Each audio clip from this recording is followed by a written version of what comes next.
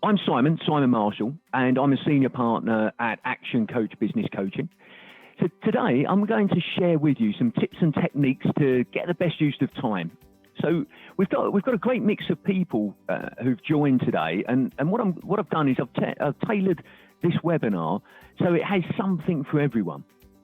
So what I would say is, if you hear me refer to a business owner or an employee, for instance, don't switch off.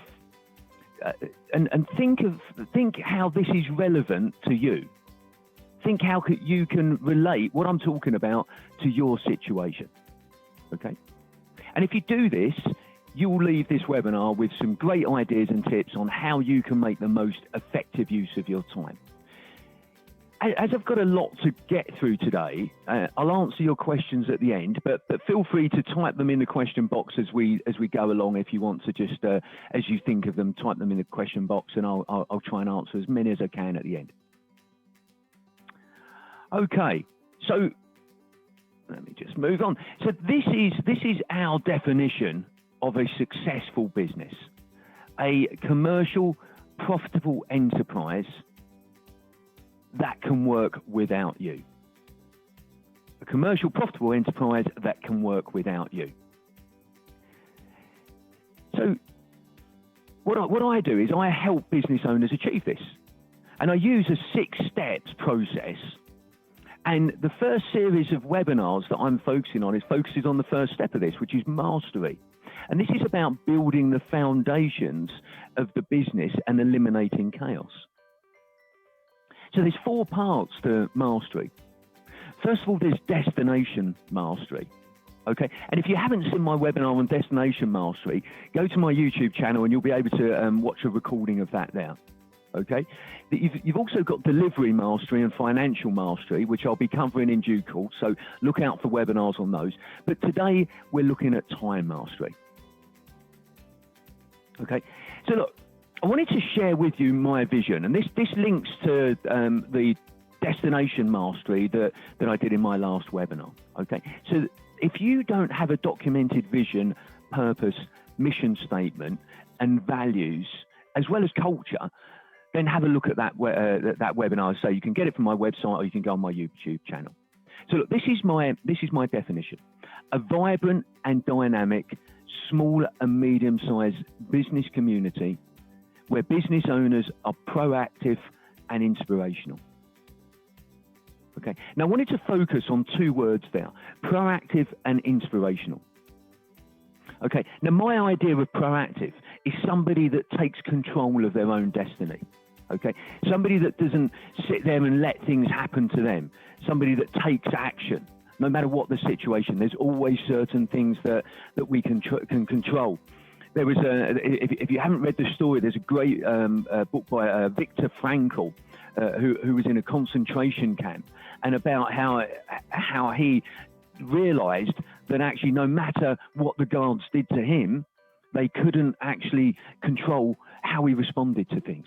That was his decision, how he responded to things. Okay, so proactive is about taking action. Don't just letting things happen to you. And inspirational is about being inspirational for other business owners. Okay, and also not just other business owners, but the next generation of business owners as well. So Stephen Covey, in his book 7 Habits of Highly Successful People, says that everything is created twice. Once in your mind when you imagine it, and once when you actually create it. So, for example, when you build a house, first you design it and then you build it. And in fact, you probably design that 3 times, because you imagine it in your head first, then you plan it on a piece of paper, and then you actually go out and build it. Okay, so everything is created at least twice. However, if you don't imagine it first, then the things you create are still created twice. However, your human nature to conform and fit in means that your actions are influenced by the people and your environment around you. So you're therefore being reactive, letting life happen to you rather than proactive and taking ownership and control of your life. So I thought I'd share with you our formula to achieve results. So first of all, you've got dreams. Okay, dreams, that's your vision. Where do you want to go? How do you want to get there? Is it aspirational? Is it motivational? What is it in the longer term, 5, 7 years time, even longer? And then we multiply that by goals. These are the staging posts along the way to make sure you're moving in the right direction to achieve your dreams. Okay. Then we've got learning. So we multiply all of that by learning. And look, I assume that's why you've all joined this webinar today. Because before you earn, you have to learn. Okay. Then we've got plan. This is the detail of how you're going to achieve your goals. It's the week-by-week plan to help you get there. And this is achieved by breaking down your goals into the actions you will need to do on a monthly, weekly, daily basis. And then doing those actions. And that's how you get results. But the reason I'm focusing on time mastery is you're probably all thinking, but how are you going to find time to set goals, to plan, to take action? So let's have a little bit more at time mastery. So what is time mastery? Anybody got any ideas on? Put in the chat box if you've got any ideas what time mastery or managing your time actually involves. Anything you want to share in the chat box. So Zach, thank you, Zach. Plan and adapt to change. Yep, like it, absolutely. Any other comments? Use abstract time and concrete time. Okay, yeah, like it, Zach, thank you. Joe, privatizing, absolutely right. Olivia, being proactive by planning ahead. Yep, very good. Planning your day to achieve. Thank you, Sarah, yeah. All very good points, thank you for those. So, time mastery is about getting the best value from our time by focusing on the vital things and not everything. So a couple of you mentioned there about prioritizing, okay? But it's about managing yourself, not time, okay? Manage your priorities. Set them and stick to them, okay? Think about what you can delegate and who to. And when I say delegate, it may be outsourcing as well. So it's who to and what do you need to do to delegate effectively. Ask yourself what impacts how you use your time. Are you in control, or is someone or something else in control? So I'm going to cover all of these things today in this webinar. So first of all, some truths about time. There's 168 hours in every week for everyone. There is never enough time to do everything you might want to do. Just accept that. There isn't enough time. It isn't possible to manage time. Time is time. Okay, as I say, there's 168 hours in every week. There's 24 hours in every day. There's 60 minutes in every hour. But you can't take an hour from the end of the day and put it to the front of the day. You can't manage time. What you can do, and what successful people are great at doing, is managing themselves. Okay. You can't buy more time, so you need to really value it. Ideally, if you're a business owner, you need to be spending at least 3 to 5 hours each week working on your business. Let's have a show of hands for any business owners out there. Put your hands up if you're spending more than 5 hours each week working on your business. Okay, a few hands going up. Excellent. Very good. Okay, look, a few hands there going up, which is great. So well done to all of you. So and there is a difference here about working on your business and working in your business. Okay, working on your business is about the things that are going to take it to your 5-7 year goal.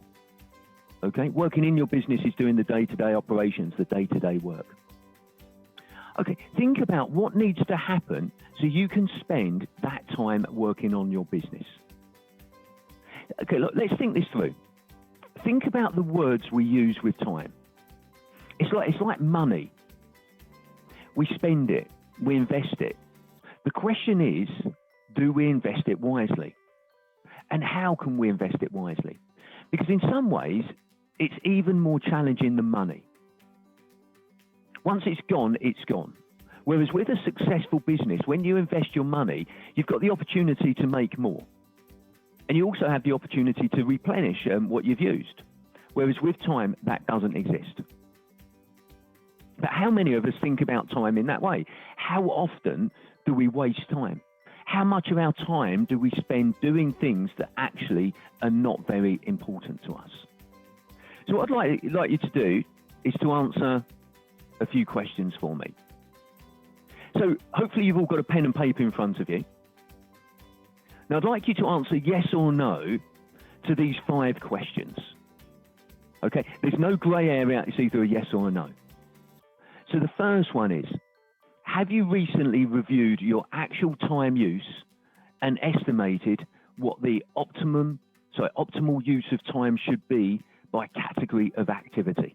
Okay, so just write yes or no on your paper in front of you.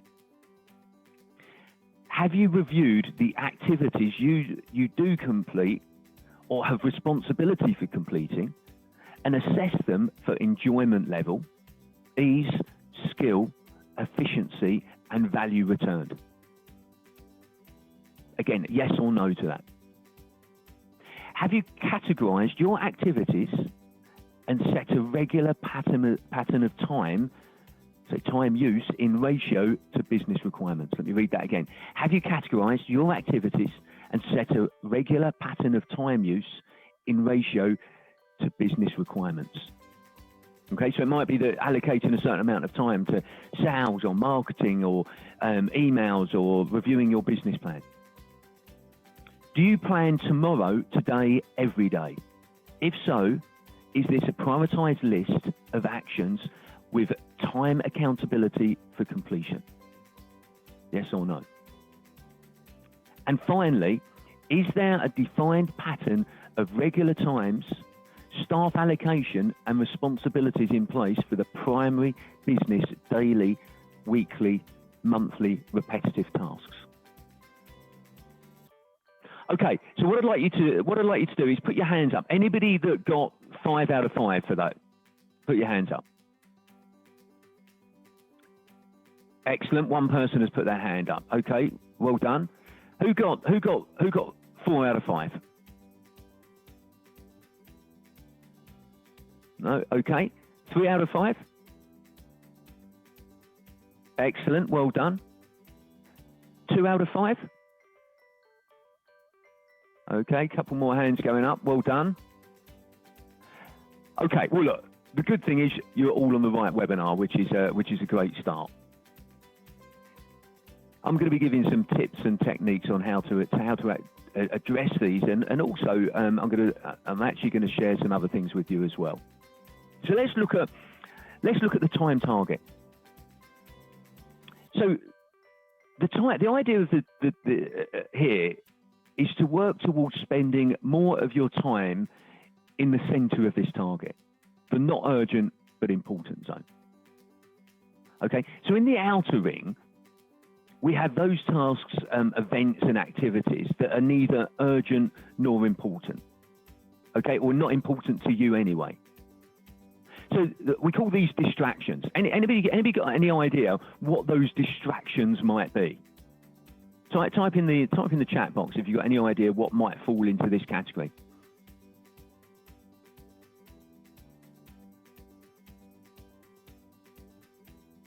Okay, anybody got any ideas? Other people, YouTube, okay? Yeah. Okay. Yeah, look, absolutely correct with like YouTube. Yeah, it's you know, these are things that you know, like that take up your time. It's like emails, for instance. Okay, they're distractions. Okay, they're things like, an example here. Do you have your email on receive all of the time? And do you tend to respond to every incoming email, important or not? Okay. So a tip here is either to make sure that they're not being received all the time. Just check them a couple of times every day. Or at least don't look at them all or respond to them all. I'll give you some techniques on how you can respond to these, okay? So these are distractions. Senior people tend not to spend too much time in this area, okay? In the urgent but not important category, we have those actions that are not really important, but which are urgent, okay? And if you are ever going to do them, you have to do them now, okay? So look, Zach, you gave a good example of this one just now. People, unmanaged interruptions often come into this category. These are the activities that mean you leave work thinking that you've been very busy, but when you review your day, you realize that you haven't really added anything of value. Okay, so we call this delusion. You delude yourself that by doing these things, you're working effectively. Okay? Busy, effective people in the middle ranks of an organization will expect to spend much of their time in the urgent and important category. Okay? So this is the next category. Dealing with demand as it arises. Some people's jobs will be all about this type of work. Yeah. But in an organization, some people, usually the most senior, should make sure that they spend at least some of their time in the zone. Okay, this is the center of this target, working on the most important tasks. Strategic planning, developing key relationships both within and outside the organization. Training and developing people. Developing and educating yourself. Listening to clients and scanning the environment for new opportunities. These all come within this category. Indeed, these are the activities that we should devote some of our time for ourselves. Okay, because it's important we spend some time on ourselves, irrespective of what job we hold or seniority in the organization. Okay, so have a think about what you can do to identify where your time is going and maximize the time you are creating real value. Now, I'm going to share a story with you. So, indulge me a little bit here. So, one day, an expert in time management was speaking to a group of business students. And to drive home a point, he used an illustration to those students that they'll never forget. As he stood in front of the group of high-powered achievers, he said, okay, it's now time for a quiz. And he pulled out a big glass jar with a big sort of wide top on it. And he set it on the table in front of him. Then he produced about a dozen fist-sized rocks and carefully placed them one at a time into the jar. When the jar was filled to the top and no more rocks would fit inside, he asked, is the jar full? Everyone in the class said yes. Then he said, really? He reached under the table and pulled out a bucket of gravel. Then he dumped some of the gravel in and shook the jar, causing the pieces of gravel to work themselves down into the space between the big rocks. Then he asked the group once more, is the jar full? By this time, the class was on to him. Probably not. Good, he replied. He reached under the table and brought out a bucket of sand and started dumping the sand into the jar. And it went into all the spaces left between the rocks and the gravel. Once more, he asked the question, is the jar full? No, the class shouted. Good. Then he grabbed a big jug of water and began to pour it into the jar until the jar was filled to the brim. He then looked at the class and asked, what's the point of this illustration? Okay, so one eager beaver raised his hand and said, the point is no matter how full your schedule is, if you really try hard, you can always fit some more things in it. No, the speaker replied, that's not the point. The truth that this illustration teaches us is if you don't put the big rocks in first, you'll never get them in at all. So what are the big rocks in your life? Time with your loved ones, your faith, your education, your dreams are worthy cause. Teaching or mentoring others. Remember to put these big rocks in first, or you'll never get them in at all. Let me show you just an illustration of that. So as you can see, we've got one jar here where the big rocks went in last, and it doesn't all fit in. And the other jar where the big rocks went in first, and it fits in neatly. So think about what your big rocks are and make sure you do them first. Now, earlier on, I mentioned Stephen Covey. Has anybody heard of Stephen Covey? Put your hands up if you've heard of Stephen Covey. Okay, great. Yeah, we've got one person. Well done, Zach. Now, look, Stephen Covey wrote. He's a business author, businessman, and educator. And he's most famous for his book, which I think is a great book, 7 Habits of Highly Effective People, which has some great tools for personal efficiency and effectiveness. Now, just briefly, I'd recommend you all read that book, but just briefly, let me tell you the 7 habits. The first one is be proactive. Second, put first things first. Begin with the end in mind. Seek first to understand, then to be understood. Think win-win. Synergize. And finally, sharpen the saw. Okay. Now the quote on the screen comes from this book. Okay. Now, to me, have a think about to yourselves what this is actually saying to you. But to me, what it's saying is if you're clear in your priorities, whether you're honest about those or not, and including the ones outside of work, then those priorities are important to you, which means you see time as a way of achieving those, and you will spend your time doing the things that will help you achieve them.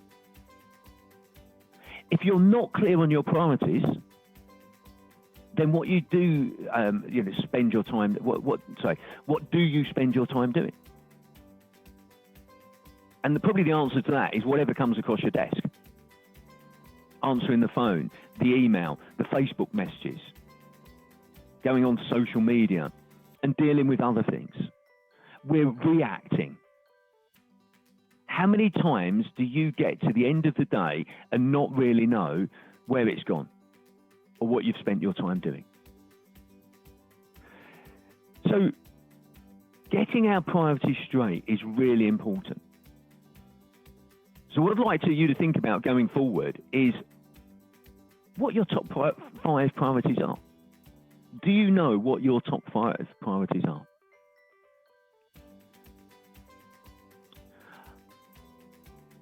Okay, so one of the most important things with, as I say, is about knowing what those priorities are and having focus on them. Okay, so focus is about spending time in the now. Okay, in this illustration, it's about looking through the lens. Sarah, you'll be very familiar with this. I'm sure you're looking through the lens all the time. Why do you spend time in the past? Okay, there's 2 good reasons for that. To learn from it, okay, what happened and what should we do differently next time, or what should we do again? And the second reason is to draw confidence from it. I've done it once, so I can do it again. Okay, the reason we should spend time in the future is to set goals, to envision the future. I mentioned earlier, everything is created twice, once in the mind and once in reality. So you have to envision the future and build confidence via visualization. Okay, top athletes do this. They visualize themselves. If they're runners, what it feels like running over the finish line, the crowd cheering. They're visualizing it. Gives them confidence. Okay, but we can't live in the future. That's dreaming. And actually, just to mention, anybody know one of the most famous sportsmen that was really good at visualization? Put it in the chat box if you can think of the most famous sportsman that was. I'll give you a clue. He was a bolt. He was a boxer. Absolutely, Muhammad Ali. He always did it. You know, he used to say, "I am the greatest." You know, that was his his mantra. I am the greatest. I am the greatest. He used to, before he went into any fight, he used to visualize knocking that person down. He was so specific and saying, "You're going to go down in the second round," and he used to visualize in his head knocking that person down in the second round. Absolutely amazing visualization. Okay.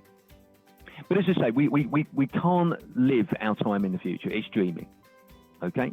So to make the most of our time, we need to spend the majority in the now. Okay, so what we're going to do is to focus on these three areas.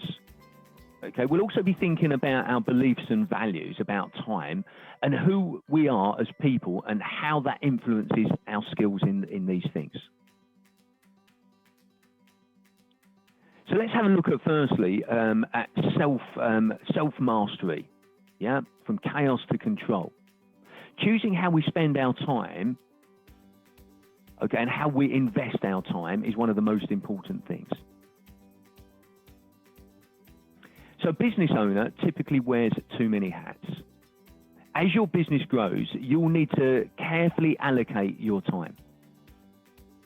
So how many of these do you do in your business? Put it in the chat box. So we've got,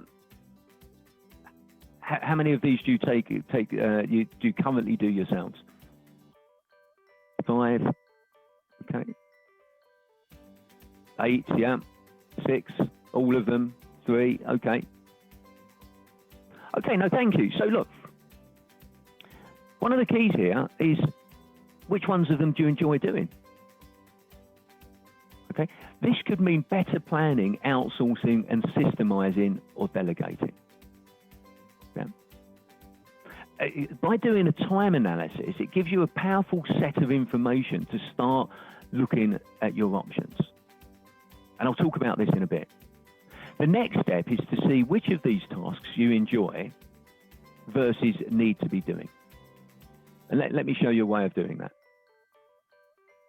So this is called the fun skill matrix. Once you've tracked what you're spending your time on, you then plot these categories on the fun skill matrix. Okay, so look, just as an explanation here. Bottom left-hand corner, we've got things that are low fun and low skill. Top right-hand corner, we've got high fun and high skill. Okay. So where you want to be spending your time is the things that you're highly skilled in and that you really enjoy. Why spend time doing the things that you really don't enjoy and either you're not skilled in, you know, maybe sales or marketing or something, or it might be something that's low skill that you could just pay somebody else for. The time in this box here, you may be able to pay somebody £7.50 or whatever the minimum wage is nowadays, £10 an hour, and you could be spending your time up in this box up here in the high skill, high fun, earning you 50, 100, 150, £200 an hour, even more. Okay, so you can once you've worked out what you're spending your time on, you can plot it on this matrix. So then you add up the time you spend on each category, and you allocate it across these as I say, this matrix. That helps us to identify the things it doesn't make sense for you to be doing. So you can either pass them on, or you can plan to recruit, or you can outsource this going forward. But think about what you could be spending your valuable time on and potentially paying other people to do some of the other things. So how many of you have heard of this Pareto's rule? Let's see. Put your hands up if you've heard of this 80-20 rule. Okay, thank you. Great. Yeah, a few hands going up there. Thank you. So Pareto's rule asserts that 80% of outcomes or outputs result from 20% of all the causes or the inputs for any given event. Okay. So you can relate this to business as well. The goal of the 80-20 rule is to identify inputs that are potentially the most productive and make them the priority.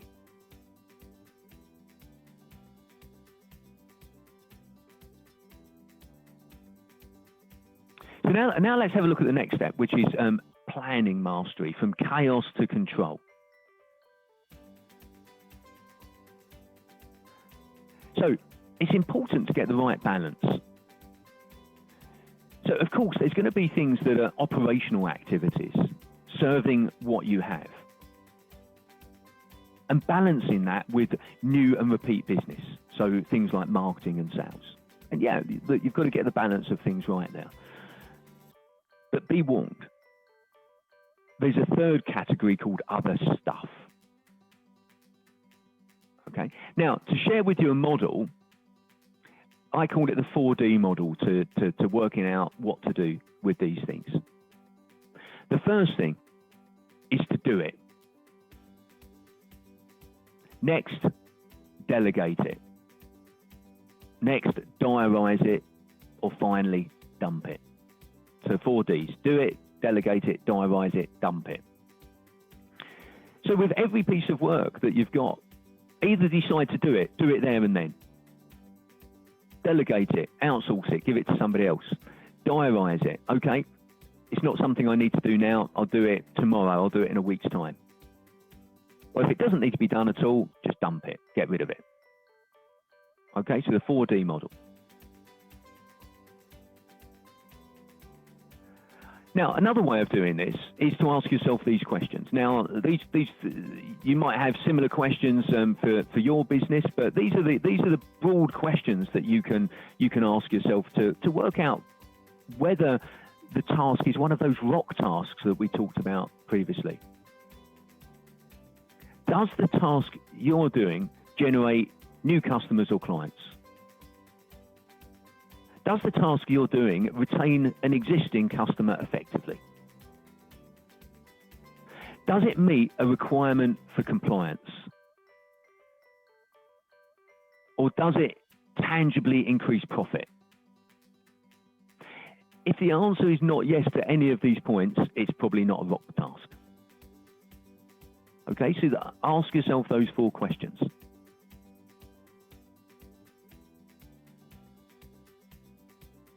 So, what is one of the behaviours successful people master? Anybody got any ideas? Give me some suggestions in terms of what a behaviour that successful people master.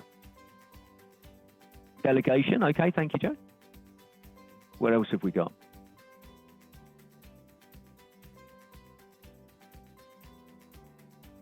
Saying no to things. Yeah. Very good. Thank you, Sarah. Inspiration. Yeah. Okay, Zach. Yeah. Focus. Okay. Thank you.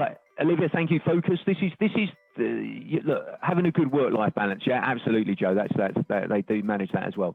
So look, I think focus is probably closest to it, but I call it discipline. Okay. Having the discipline to do the things that we all know we need to be doing. Yeah. Look, we all know we need to, how to keep fit, to or how to lose weight. We eat less calories and we move more, or we go to the gym. But do we all do it? Okay, some people do, some people don't. But it's having the discipline to actually do it. So Jim Rohn was a self-made multimillionaire. He went from broke and failing to become a motivational speaker, a founder in coaching, and an inspiration and mentor to people like Tony Robbins, and also the founder of Action Coach Brad Sugars. And these are 2 of his quotes that I love. Success is nothing more than a few simple disciplines practiced every day. Failure is not a single, and I can never say this word, cataclysmic, that'll do, event. You don't fail overnight. Instead, failure is a few errors in judgment repeated every day. Okay? So have a think about what those things mean to you. And I'll come back to this in a second. So becoming disciplined and sticking to it. So how do you become disciplined and stick to it? It sounds simple, but create a default diary. A default diary is when you book in blocks of time to do specific tasks at specific times. The default diary ensures time is blocked out for the important but not urgent tasks that usually hover near the top of your to-do list for days or even weeks on end. Okay, what I'm going to do, I'm going to get a member of my team to send you each a default diary template to help you plan. Okay? And look, if anybody's watching this as a recording, just email me, contact me, and I'll make sure that's sent through to you. So here's a few tips when using your default diary. Track your progress and identify where your default diary needs adjustment. Expect to adjust the default diary after the first couple of weeks. So, prepare your default diary, what you think it should look like, and then review it and adapt it and change it to get it working for you. If you've got a cyclical pattern to your working arrangements, design a default diary for different types of weeks. Okay, so that could be VAT return week or payroll week or whatever it may be. And plan tomorrow every day. Now, a few of you mentioned this at the start about planning and planning the day. But plan tomorrow every day. So I'd like you all to just have a think about this. Who here secretly likes a bit of chaos? Put your hands up if you secretly like a bit of chaos. Yep, a few hands going up there. Who sees their ability to deal with a crisis as a strength? Okay, a few more hands going up. Who thinks being planned and organised is boring?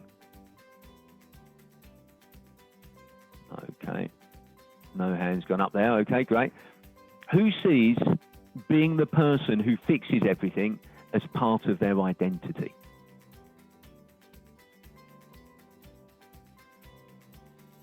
Okay, a few hands gone up there. So just to have a think about this. Could our self-defined identity be influencing the choices we make? And in influencing the choices we make, is it leading us to practice a few simple disciplines or make a few errors in judgment? Are you choosing to do things in a way that satisfies some internal identity but leaves you being less successful? So just leave you with those thoughts. So let's start to get specific here and focus on some daily planning and prioritising tips, as motivation is what gets you started, but it's habit that keeps you going. And I don't know whether you know this rule, but generally it takes about 21 days to create a habit. And it takes about 2 days to break that habit. If you don't do something for 2 days, generally that habit is broken. And you have to start for 21 days again.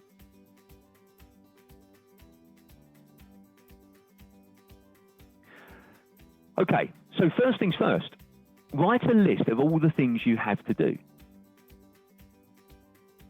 And then categorize them into A, B, C, D, and E. A is must do. B, need to do.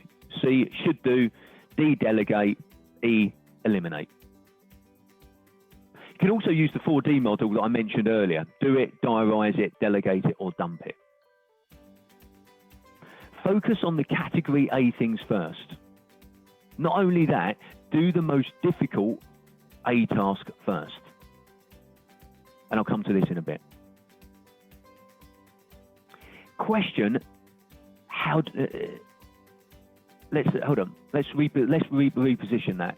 I'm going to ask you there's a question in here. How do you eat an elephant?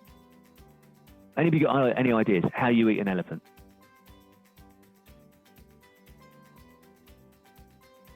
No? Okay.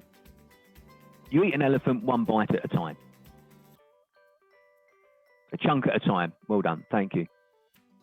So, and the thing here is, don't look at the mammoth task. Okay, you'll get overwhelmed. Just focus on it bit by bit by bit, but focus on the priorities first. Okay, focus on the solutions, not the problems. Okay, you get what you focus on. Understanding the problem won't necessarily help you reach the solution. And any time spent talking about the problem is time you're not moving towards the solution. In the majority of cases, people already have the resources they need to change. Okay, not just people, but teams, organizations. In any situation, some things are already working. Find them and do more of them. Okay, and as I say, change happens in small steps. And a small change can have big consequences. Does anybody remember this movie? Hands up if you remember this movie.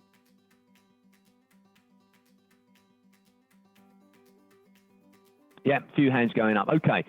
So look, in this movie, if those people aren't familiar with it, Groundhog Day, Bill Murray has to repeat the same day over and over again. Okay? So the reason I put that on there is one of the best disciplines we can adopt relating to time is actually to plan tomorrow, today, every day. So why do we plan at the end of every day? Okay, so firstly, your mind will process the how overnight. Your brain is an amazing thing, okay? And if you've got something that you're not quite sure about the solution for, your brain will try and process that overnight and come up with the answers. Okay? You will actually sleep better. Yeah? No more waking up in the middle of the night remembering something you need to do because you've thought about it the day before and you've made a list of it. Give it a try. It's a new habit. And it's the cue to a new behavior, to changing the ways that you actually do things.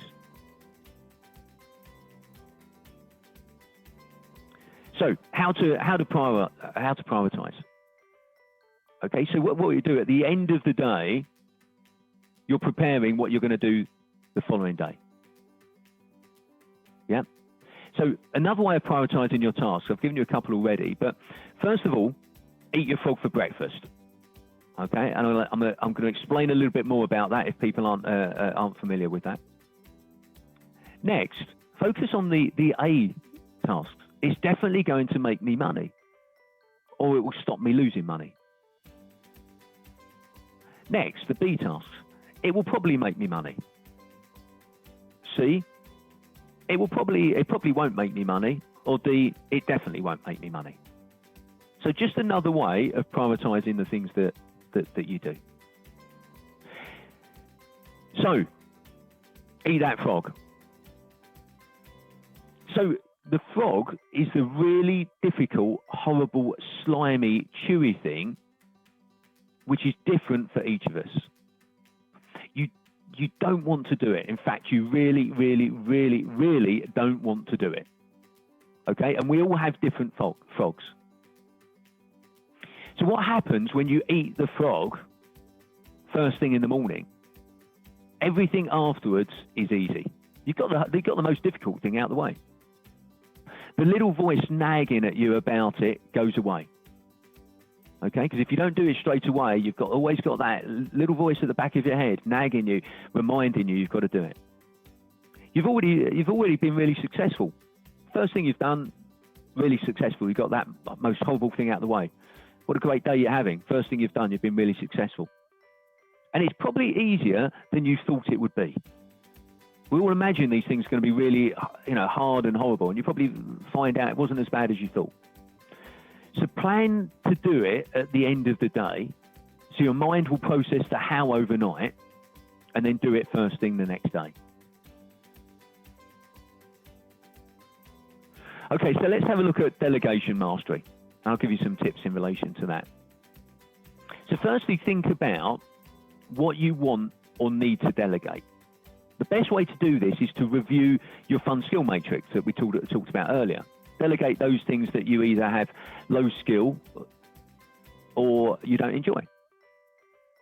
And think about the frequency of those tasks. Okay? So have a think about how to delegate. Yeah, if the person you are delegating to has high skill, but they've got low will, they either have a loss of confidence or a loss of motivation. In this case, you'll need to support them. Yeah? So sorry, high skill, low will is up here. If they're low skill, low will, this takes longer to delegate. Okay, as you'll need to spend a lot of time telling them and explaining to them what they need to do. Then you've got low skill, high will.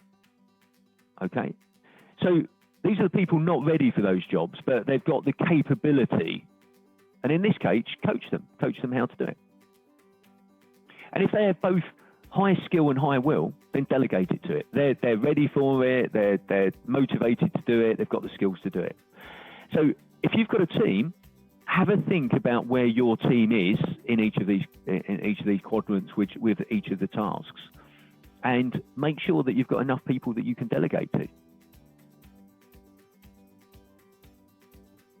So let's look at the process of delegation. Anybody familiar with the book by Ken Blanchard, 1 Minute Manager Meets the Monkey? No? Okay. Yep. A couple of hands going up there. Thank you. So in that book, the monkeys are the next step. Okay? The next action that is needed to move something forward. So Ken Blanchard tells the story of a manager in a company who ends up looking after his team's monkeys. Everything they set out to do comes back to him. I'll think about it and get back to you. Send it to me for review. Let me come up with some ideas. So he ends up doing his team's work. They've given him the monkey. And monkeys have to be looked after. And that takes time. So the idea is to give the monkeys back, to pass them to the people in your team or your outsourced people. So how do we do that? So first of all, it's the what. Define what is to be done. What is it you're delegating? Be clear on the outcomes expected and by when. Be certain the person you delegate to understands what's to be done. Okay? And we're talking about delegation here, not abdication. The next thing is the why. Why you've chosen them to complete the task, and why the task is required to be done and within that time frame. Next is how. Teach how it is to be done without micromanaging.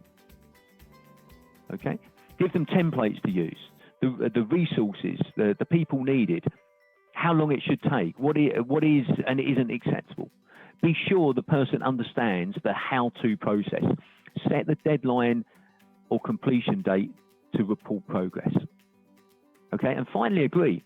They need to summarize what they will be doing and agree they have everything needed to do it and by when. So let's just quickly go over delegation mastery. Okay, use a time log to find the tasks that should be delegated. Look for things you want to do but don't need to do. Find 3 to 5 hours a week so you can work on the business by delegating or outsourcing. Delegation is about you letting go as much as it is the team. Make sure when you delegate, you don't just abdicate. Okay? Who can you delegate or outsource to? And train, assist, and measure at the start. So what I'm going to do now, I just want to summarize some of the points that we've covered in this webinar today. Okay, so let's look over some of the final tips and how to better use your time. So look, some other tips here: wear a watch and use it. Plan time for those things and set an alarm. Work on one thing at a time. Who here thinks they can multitask? Hands up. Anybody think they can multitask? Yep. Couple of hands gone up there. Okay. Well, I always thought I could. But actually, all we're doing is flitting between different activities really quickly. That means we're using a huge proportion of our brain power, keeping track of several different things instead of one. So plan time for emails and phone calls. Tell people how to get hold of you if it's urgent, and set specific times to deal with the not urgent. Focus on your big rocks. Okay, what are they? Have some rocks. You could even physically have some rocks and write on them. Okay, interruptions destroy office or desk-bound individuals' productivity. Okay, so let me give you some brief tips on how to deal with that. First thing, get lost. Okay, what I mean by this is if you need to focus on something specific, task, hide yourself away. There's one person, actually a book I read about, and this guy, he actually books himself a train ticket to somewhere in the UK. Might be a 2 or 3 hour journey. Sits on the train, gets his work done, what he wants to focus on. Then, this was obviously before lockdown, and then we'll go and have lunch or walk around the particular place that he's got to, and then have a 2 or 3 hour journey back again, focusing on what he wants to do and what he needs to do. It's a great thing to do. Don't answer the phone. Let your receptionist answer it, or let it go to answer phone. A ringing phone is one of those not urgent, not important things.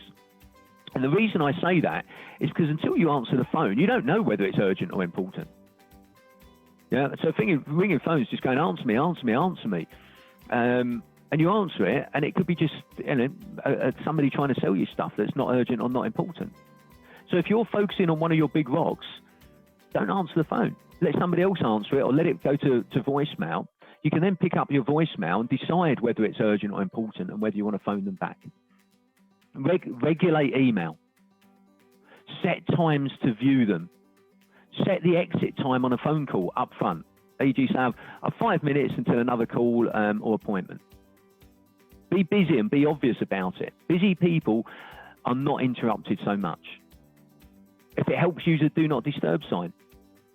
Okay? Develop a spiel for unannounced visitors. Stand up to talk to people. That helps as well. And get organised. Okay, so let's look at my next 6 tips here. Avoid the time vampires. These are the people that just say, could you just, or have you got a minute? People who drop by. Now, the solution is to invite them to go over the items at the end of the day.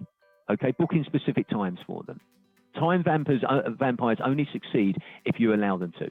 It's your fault if you buy into them. Okay. Block your time, your default diaries for self and and also get your team to do it as well. If you've got a team, get them to do their default diaries. Minimize unplanned activity every day. Every day should be planned in 30-minute blocks from beginning to end of the day. Profit from dead time. Listen to audiobooks. Listen to one of my webinars. When you're stuck in traffic or waiting in office or airports. Plan every 90 days. review, reconfirm, and create new big rocks. So every day with my clients, every quarter with my clients, we sit down and we replan every 90 days. What are the big rocks for the next 90 days? Now, look, do any of these personas sound familiar? Mr. Meeting, okay? These are the people that do nothing but attend meetings. You need to stop and evaluate. Do you really need to be in or hold this meeting? Is there a more effective time, use for your time? Okay. Then you've got Mrs. Trivia, people who can't differentiate between the important, unimportant, minor or major. Rate how important it is and only deal with the 9s and 10s, those things that are really important. And then you've got Miss Emotional Crisis. Some people magnify everything. Usually they don't want solutions. Cut to the core of the problem and focus on the solution. Okay, so, right. I've got some actions. I always like to finish my webinars with actions. So first of all, what I'd like you to do as soon as you finish this is write down the top 3 things you're going to start doing. Okay? And once you've done that, I want you to write down the top 3 things you're going to stop doing.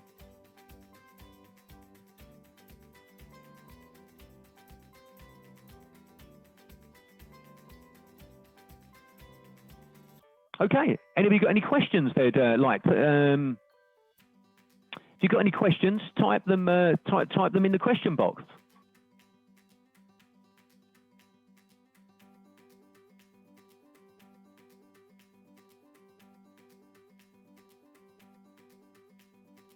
Okay, so I've got a question here from Scott.